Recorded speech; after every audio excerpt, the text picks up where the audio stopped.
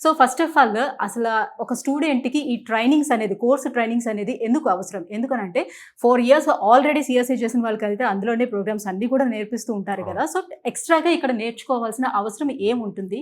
ఏ కోర్సులు అందిస్తుంది? సో బేసిక్‌గా మీరన్నట్టు 4 ఇయర్స్ బీటెక్ చదివిన వాళ్ళైనా, డిగ్రీ చదివిన వాళ్ళైనా వాళ్ళు అక్కడ నేర్చుకొని ఉంటారు. తర్వాత ఎందుకు కొద్దినంత వాళ్ళకి అవసరం అంటే చాలా ర్యాపిడ్‌గా సాఫ్ట్‌వేర్ ఇండస్ట్రీ చేంజ్ అవుతుందండి. ఎవ్రీ 3 మంత్స్‌కి చేంజెస్ చూస్తున్నాం అనమాట. కానీ మన ఎడ్యుకేషన్ సిస్టంలో కరికులమ్స్ అన్నీ కూడా ఎప్పుడో 15-20 ఇయర్స్ బ్యాక్ డిజైన్ చేసినవి ఉన్నాయి.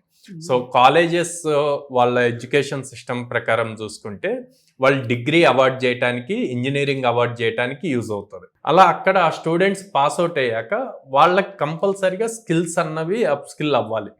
సో ప్రోగ్రామింగ్ సాఫ్ట్వేర్ సైడ్ రావాలి అంటే సో అక్కడ కోడ్9 ప్లేస్ ద కీ రోల్ అనమాట. సో మనం ఏం చేస్తాము అంటే మా దగ్గరికి వచ్చినప్పుడు కౌన్సిలింగ్ లోనే అది ఎంత సింపుల్గా ఉంటుంది అన్నది చూపిస్తాం అనమాట. లైక్ మీకు ఒక స్టూడెంట్ వస్తే మళ్ళీ ఇంజనీరింగ్ లాగే ఉంటుంది. 4.5 అవర్స్ లైవ్ క్లాసెస్ ఉంటాయి, 2 అవర్స్ ప్రాక్టీస్ సెషన్ ఉంటుంది. ప్రాక్టీస్ సెషన్ అంటే ల్యాబ్ అనుకోండి. ఈ క్లాస్ రూమ్ లో ఒక కాన్సెప్ట్ మీద 2 ఎగ్జాంపుల్స్ చేపిస్తే అదే కాన్సెప్ట్ ని ప్రాక్టీస్ సెషన్ లో 6 to 10 ఎగ్జాంపుల్స్ మీద వర్క్ చేపిస్తారు. ఎలా డిఫరెంట్ గా రాయొచ్చు అన్నది. 6.5 అవర్స్ క్యాంపస్ లో వర్క్ చేయాలి. ఇంటికి వెళ్ళాక మళ్ళీ ½ an hour ఎగ్జామ్ ఉంటుంది, ఆన్లైన్ ఎగ్జామ్.